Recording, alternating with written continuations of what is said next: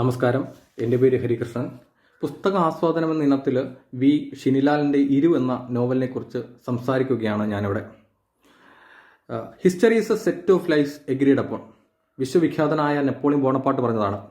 നാം അറിഞ്ഞതോ അല്ലെങ്കിൽ നാം പഠിച്ചതോ ആയിട്ടുള്ള ചരിത്രം അത് ശരിയാകണമെന്നില്ല.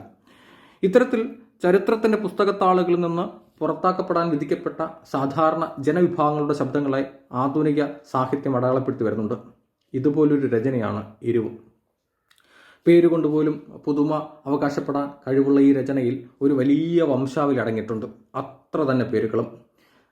തിരുവിതാംകൂറിൻ്റെ ചരിത്രം ഇതിനു മുമ്പും പലരും എഴുതി കണ്ടിട്ടുണ്ട്. പക്ഷെ അതിൽ നിന്ന് വിഭിന്നമായിട്ട് ജാതി ശ്രേണീകരണത്തിൽ ഏറ്റവും താഴെക്കിടയിൽ നിൽക്കാൻ മാത്രം വിധിക്കപ്പെട്ട സാധാരണ ജനവിഭാഗങ്ങളുടെ അല്ലെങ്കിൽ ഗോത്രങ്ങളുടെ വാമൊഴിയിലൂടെ പകർന്നെഴുതി കാണുന്നത് ഇതാദ്യമായിട്ടാണ്. അതേപോലെ തന്നെ ഇതിനകത്ത് ഒരു ചരിത്രത്തിൻ്റെ മേമ്പൊടി കടത്തിക്കൊണ്ടുള്ള ഒരു ആഖ്യാന തലമാണ്. ഒറ്റ വാക്യത്തിൽ വേണമെങ്കിൽ ഈ രചനയെക്കുറിച്ച് നമുക്കിങ്ങനെ പറയാം. ചരിത്രത്തിന് അതീതമായ കാലം മുതൽ കാലം വരെ എന്ന് വേണമെങ്കിൽ പറയാം ഇതിനകത്ത് ഉള്ളടക്കം.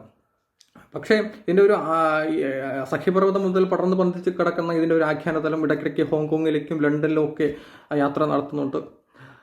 മുത്തശ്ശി കഥകൾ, അതേപോലെ തന്നെ മിത്തുകൾ, ഇവയൊക്കെ കോർത്തിണക്കിക്കൊണ്ടുള്ള ഒരു നവലോക നിർമ്മിതി തന്നെ നോവലിസ്റ്റ് നമുക്ക് വേണ്ടി ഈ രചനയിൽ കാഴ്ചവെക്കുന്നു.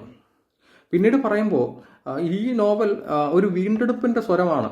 ഞാൻ ആദ്യമേ പറഞ്ഞ പോലെ ഒരു വീണ്ടെടുപ്പിൻ്റെ സ്വരമാണ്. കാരണം മാർത്താണ്ഡവർമ്മയ്ക്ക് സഹായം ചെയ്തിട്ടുള്ള കാണിക്കാരെക്കുറിച്ച് അങ്ങനെ കൂടുതലൊന്നും പറഞ്ഞു കേട്ടിട്ടില്ല. പക്ഷേ അതേപോലെ തന്നെ ഗോത്രഭാഷകളെക്കുറിച്ച് ഇതിൻ്റെയൊക്കെ ഒരു വീണ്ടെടുപ്പ് നമുക്ക് ഈ നോവലിൽ കാണാൻ കഴിയുന്നുണ്ട്.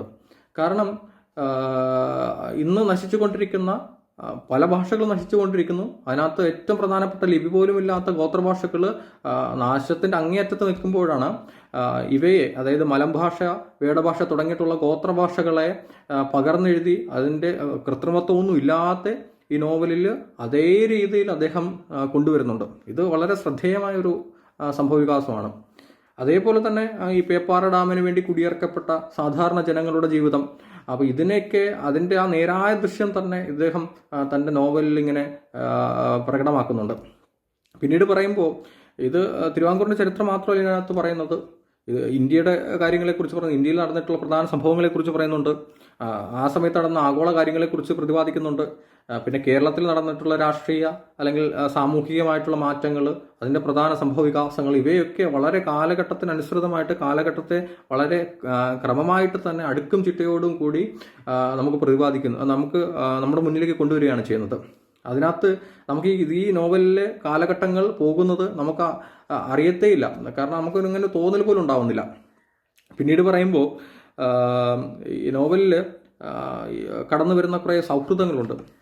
വെട്ടക്കോട് തമ്പിയും ലബ്ബയും, അതേപോലെ തന്നെ വിക്രമനും ഷിറഫും ലൈനി ഇരുവും, ഇവരൊക്കെ തമ്മിലുള്ള സൗഹൃദങ്ങൾ അത് വളരെ തീവ്രമായിട്ട് തന്നെ ഇദ്ദേഹം അതിനകത്ത് ആവിഷ്കരിച്ചിട്ടുണ്ട്. എന്നെ ഇതിനകത്ത് ഏറ്റവും ഹൃദയഹാരിയായിട്ട് എന്നെ സ്പർശിച്ച ഒരു സംഭവം അല്ലെങ്കിൽ ഒരു അധ്യായം എന്ന് പറയുന്നത് പ്രണയത്തിന് വേണ്ടി ജീവൻ ത്യജിക്കാൻ വിധിക്കപ്പെട്ട യൂഗോസ്ലാവിയൻ പൗരനും അദ്ദേഹത്തിൻ്റെ കാമുകിയായിട്ടുള്ള ഒരു ആദിവാസി യുവതിയുടെ കഥ ഉൾപ്പെടുന്ന അധ്യായം വായിച്ചപ്പോഴാണ്. ഇവർ രണ്ടുപേരും പ്രണയത്തിന് വേണ്ടി തൻ്റെ ജീവിതം ഹോമിക്കേണ്ടി വന്നു. അപ്പോൾ അവരുടെ ശരീരം ആ ചിതയിൽ ഇങ്ങനെ കത്തി അമരുമ്പോൾ അത് വായിക്കുമ്പോൾ നമ്മുടെ ഹൃദയത്തിൻ്റെ ഏതോ ഒരു കോണിൽ നിന്ന് ഒരു നനവ് ഇങ്ങനെ പടരുന്നതായിട്ട് നമുക്ക് അനുഭവപ്പെടും. അതേപോലെ തന്നെയാണ് ഷിറഫിൻ്റെയും അതേപോലെ വിക്രമിൻ്റെയും ആ സൗഹൃദത്തിൻ്റെ കഥ വായിക്കപ്പോഴും. ഇത്തരത്തിൽ സമൂഹത്തിൻ്റെ അതേപോലെ തന്നെ സമൂഹത്തിൻ്റെ വ്യത്യസ്തമായിട്ടുള്ള തലങ്ങളെ ഇത് പ്രതിദാനം ചെയ്യുന്നുണ്ട്. ഇതിനകത്ത് യുദ്ധം വരുന്നുണ്ട്, അതേപോലെ തന്നെ പ്രണയം വരുന്നുണ്ട്, വിരഹം വരുന്നുണ്ട്, ജനനവും മരണവും, അങ്ങനെ വ്യത്യസ്തങ്ങളായിട്ടുള്ള പല തലങ്ങളും ഈ നോവലിൽ കടന്നു വരുന്നുണ്ട്.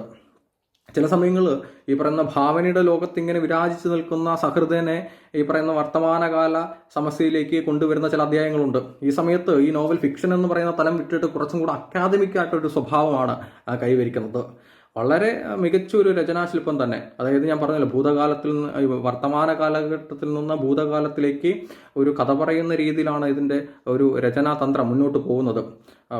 ആർക്കും അങ്ങനെ ഈ പറയുന്ന വായനക്കാർക്ക് ഒട്ടും അരോചകമല്ലാത്ത രീതിയിലാണ്, അരോചകം തോന്നാത്ത വിധമാണ് അദ്ദേഹം ഈ പറയുന്ന ഈ നോവലിനെ ചിട്ടപ്പെടുത്തിയിരിക്കുന്നത്. വളരെ മികച്ച രചനയാണ്. നിങ്ങൾ ഉറപ്പായും വായിക്കേണ്ട ഒരു രചനയാണ്. നന്ദി, നമസ്കാരം.